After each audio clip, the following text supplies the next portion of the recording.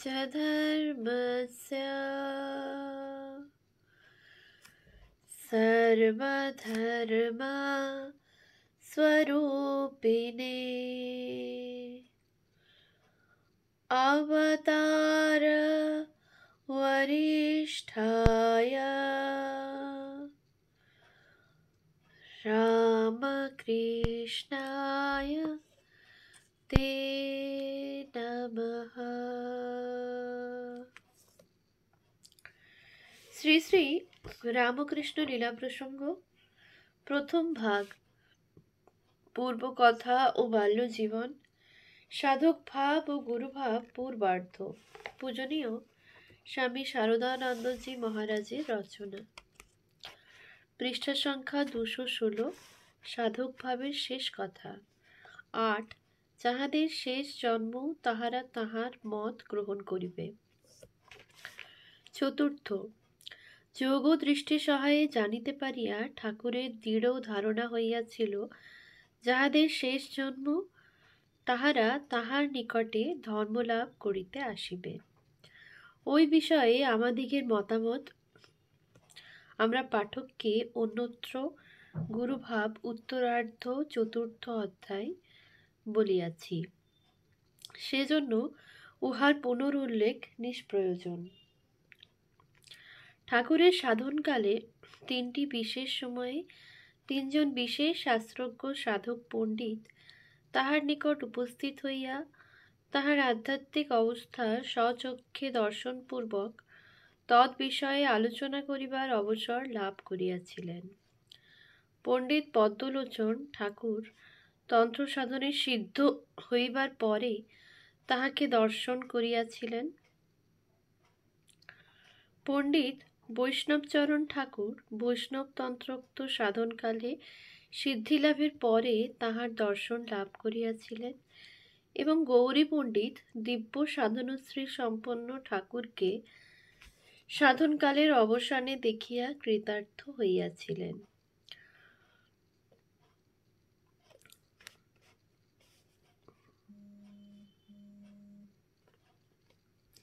পদ্মলোচন ঠাকুরকে দেখিয়া বলিয়াছিলেন, আপনার ভিতরে আমি ঈশ্বরীয় আবির্ভাব ও শক্তি দেখিতেছি। বৈষ্ণবচরণ সংস্কৃত ভাষায় স্তব রচনা করিয়া ভাবাবিষ্ট ঠাকুরের সম্মুখে তাহার অবতারত্ব কীর্তন করিয়াছিলেন। পণ্ডিত গৌরীকান্ত ঠাকুরকে দেখিয়া বলিয়াছিলেন, শাস্ত্রে যে সকল উচ্চ আধ্যাত্মিক অবস্থার কথা পাঠ করিয়াছি সে সকলই তোমাতে সাক্ষাৎ বর্তমান দেখিতেছি। তদ্ভিন্ন শাস্ত্রে যাহা লিপিবদ্ধ নাই এরূপ উচ্চাবস্থা সকলের প্রকাশও তোমাতে বিদ্যমান দেখিতেছি। তোমার অবস্থা বেদ বেদান্তাদি শাস্ত্র সকল অতিক্রম করিয়া বহুদূর অগ্রসর হইয়াছে। তুমি মানুষ নহ, অবতার সকলের যাহা হইতে উৎপত্তি হয় সেই বস্তু তোমার ভিতরে রহিয়াছে। ঠাকুরের অলৌকিক জীবন কথা এবং পূর্বোক্ত অপূর্ব উপলব্ধি সকলের আলোচনা করিয়া বিশেষ রূপে হৃদয়ঙ্গম হয় যে ওই সকল সাধক পণ্ডিতাগ্রণীগণ তাহাকে বৃথা চাটুবাদ করিয়া পূর্বোক্ত কথা সকল বলিয়া যান নাই। ওই সকল পণ্ডিতের দক্ষিণেশ্বরে আগমনকাল নিম্নলিখিতভাবে নিরূপিত হয়। ওই পণ্ডিতদিগের আগমনকাল নিরূপণ। দক্ষিণেশ্বরে প্রথমবার অবস্থানকালে শ্রী শ্রী মাতা ঠাকুরানী গৌরী পণ্ডিতকে তথায় দেখিয়াছিলেন। আবার মথুরবাবু জীবিত থাকিবার কালে গৌরী পণ্ডিত যে দক্ষিণেশ্বরে আগমন করিয়াছিলেন এ কথা আমরা ঠাকুরের নিকট শ্রবণ করিয়াছি। অতএব বোধ হয় শ্রীযুক্ত গৌরী সন 1277 সালের কোনো সময়ে দক্ষিণেশ্বরে আগমনপূর্বক সন 1279 সাল পর্যন্ত ঠাকুরের নিকট অবস্থান করিয়াছিলেন। শাস্ত্র জ্ঞান লাভ করিয়া নিজ জীবনে যাহারা ওই জ্ঞান পরিণত করিতে চেষ্টা করিতেন ঐরূপ সাধক পণ্ডিতদিগকে দেখিবার জন্য ঠাকুরের নিরন্তর আগ্রহ ছিল। ভট্টাচার্য শ্রীযুক্ত গৌরীকান্ত তর্কভূষণ পূর্বোক্ত শ্রেণীভুক্ত ছিলেন বলিয়াই ঠাকুরের তাহাকে দেখিতে অভিলাষ হয় এবং মথুরবাবুর দ্বারা নিমন্ত্রণ করাইয়া তিনি তাহাকে দক্ষিণেশ্বরে আনয়ন করেন। পণ্ডিতজির বাস ঠাকুরের জন্মভূমির নিকটে ইন্দেশ নামক গ্রামে ছিল। হৃদয়ের ভ্রাতা রামরতন মথুরবাবুর নিমন্ত্রণপত্র লইয়া যাইয়া শ্রীযুক্ত গৌরীকান্তকে দক্ষিণেশ্বরের শ্রী মন্দিরে আনয়ন করিয়াছিলেন। গৌরী পণ্ডিতের সাধনপ্রসূত অদ্ভুত শক্তির কথা এবং দক্ষিণেশ্বরে আগমনপূর্বক ঠাকুরকে দেখিয়া তাহার মনে ক্রমে প্রবল বৈরাগ্যের উদয় হইয়া তিনি যেভাবে সংসার ত্যাগ করেন সে সকল কথা আমরা পাঠককে অন্যত্র গুরুভাব উত্তরার্ধ প্রথম অধ্যায় বলিয়াছি। রানী রাসমণির জীবন বৃত্তান্ত শীর্ষক গ্রন্থে শ্রীযুক্ত মথুরের অন্নমেরু অনুষ্ঠানের কাল সন 1270 সাল বলিয়া নিরূপিত আছে। পণ্ডিত পদ্মলোচনকে ওই কালে দক্ষিণেশ্বরে নিমন্ত্রণ করিয়া আনাইয়া দান গ্রহণ করাইবার জন্য শ্রীযুক্ত মথুরের আগ্রহের কথা আমরা ঠাকুরের নিকটে শুনিয়াছি। অতএব বেদান্তবিদ ভট্টাচার্য শ্রীযুক্ত পদ্মলোচন তর্কালঙ্কার মহাশয়ের ঠাকুরের নিকট আগমনকাল সন 1270 সাল বলা যাইতে পারে। শ্রীযুক্ত উৎসবানন্দ গোস্বামীর পুত্র পণ্ডিত বৈষ্ণবচরণের দক্ষিণেশ্বরে আগমনকাল সহজেই নিরূপিত হয়, কারণ ভৈরবী ব্রাহ্মণী শ্রীমতী যোগেশ্বরীর সহিত এবং পরে ভট্টাচার্য শ্রীযুক্ত গৌরীকান্ত তর্কভূষণের সহিত দক্ষিণেশ্বর ঠাকুরবাটিতে তাহার ঠাকুরের অলৌকিকত্ব সম্বন্ধে আলোচনা হইবার কথা আমরা ঠাকুরের নিকটে শুনিয়াছি। ব্রাহ্মণের ন্যায় তিনিও ঠাকুরের শরীর মনে বৈষ্ণব শাস্ত্রোক্ত মহাভাবের লক্ষণ সমুদয় প্রকাশিত দেখিয়াছিলেন এবং স্তম্ভিত হৃদয়ে শ্রীযুক্তা ব্রাহ্মণের সহিত একমত হইয়া তাহাকে শ্রী গৌরাঙ্গদেব পুনরবতীর্ণ বলিয়া নির্ণয় করিয়াছিলেন। ঠাকুরের নিকটে পূর্বোক্ত কথা সকল শুনিয়া মনে হয় শ্রীযুক্ত বৈষ্ণবচরণ সন 1271 সালে ঠাকুরের মধুর ভাব সাধনে সিদ্ধ হইবার পরে তাহার নিকটে আসিয়া সন 1279 সাল পর্যন্ত দক্ষিণেশ্বরে মধ্যে মধ্যে যাতায়াত করিয়াছিলেন। ঠাকুরের নিজ সাঙ্গপাঙ্গ সকলকে দেখিতে বাসনা ও আহ্বান। পূর্বোক্ত উপলব্ধি সকল করিবার পরে ঈশ্বর প্রেরিত হইয়া ঠাকুরের মনে এক অভিনব বাসনা প্রবলভাবে উদিত হইয়াছিল।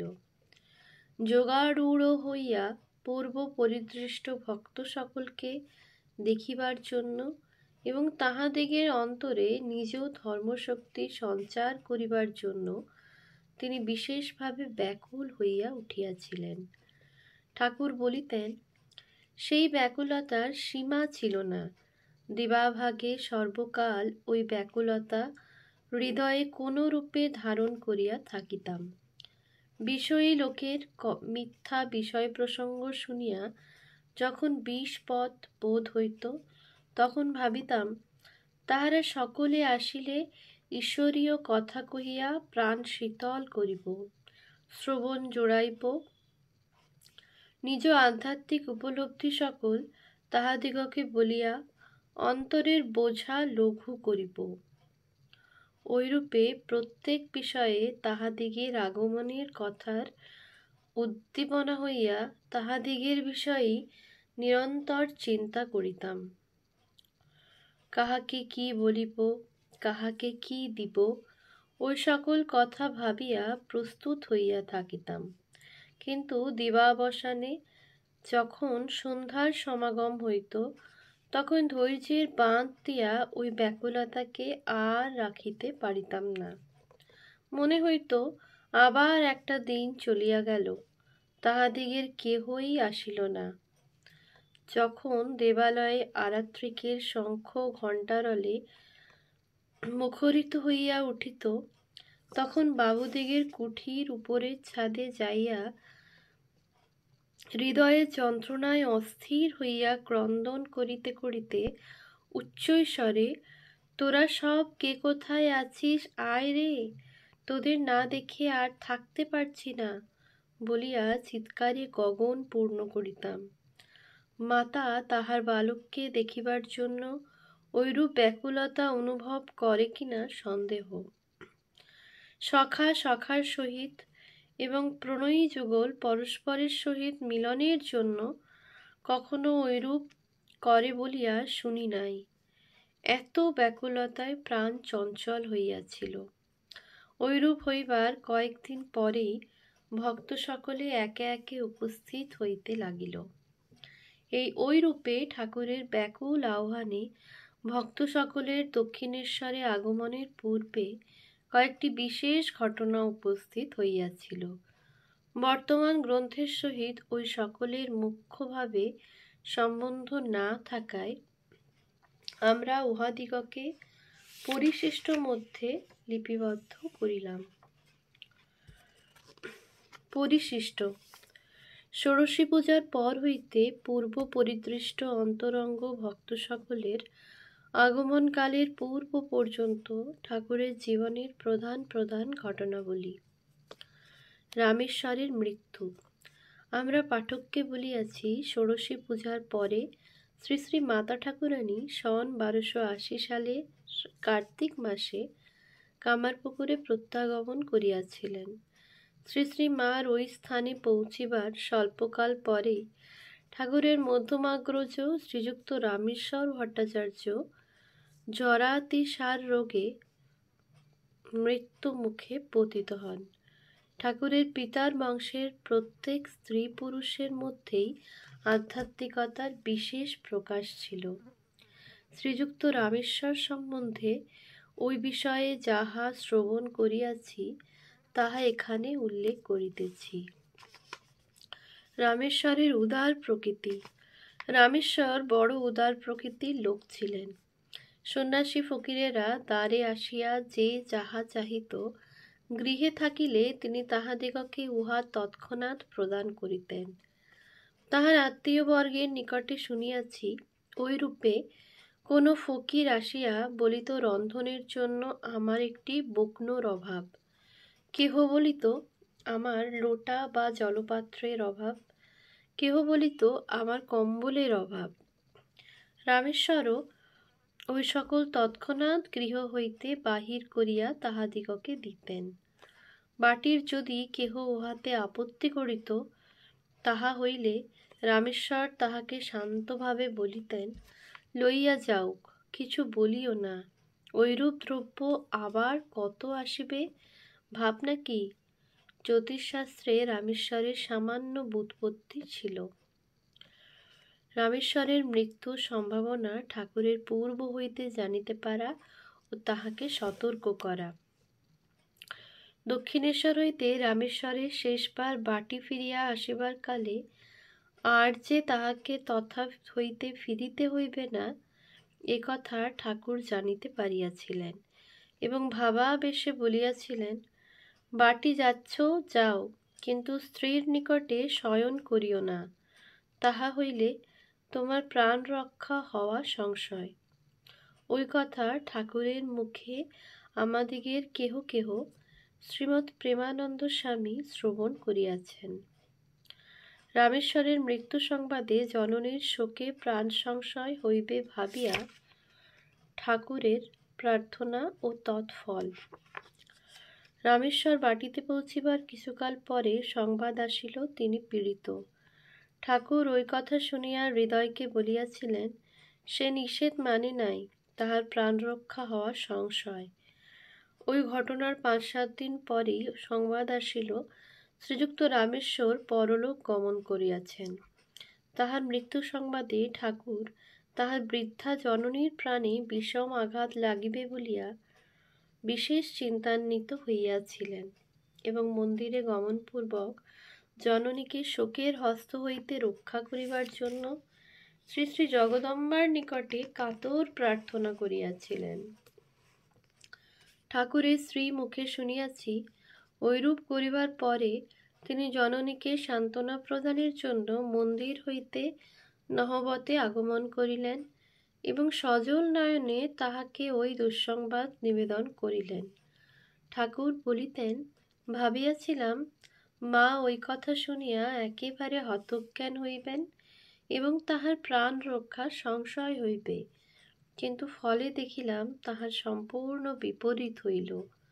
মা ওই কথা শুনিয়া অল্প অল্প দুঃখ প্রকাশপূর্বক সংসার অনিত্য, সকলেরই একদিন মৃত্যু নিশ্চিত, অতএব শোক করা বৃথা ইত্যাদি বলিয়া আমাকেই শান্ত করিতে লাগিলেন।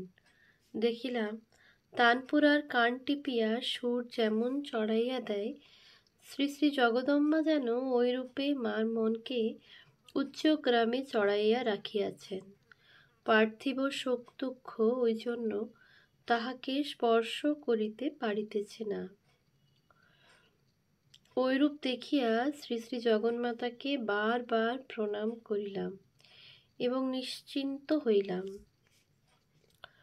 ওম শান্তি শান্তি শান্তি।